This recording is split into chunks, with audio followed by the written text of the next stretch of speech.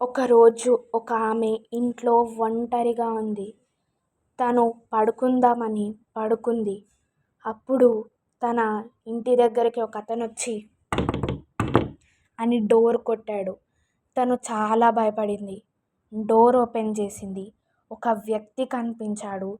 చాలా మంచిగా మాట్లాడుతున్నాడని అతన్ని "నువ్వెవరు" అని అడిగింది. అతను ఏం చెప్పాడంటే, "నేను ఈ ఇంటి ఓనర్ని, చనిపోయి 2 ఏళ్ళవుతోంది" అన్నాడు. చాల్లే ఇంకా ప్రాంక్స్ చేసింది. "నేను నీలాగా దెయ్యాలకి ఏం భయపడను.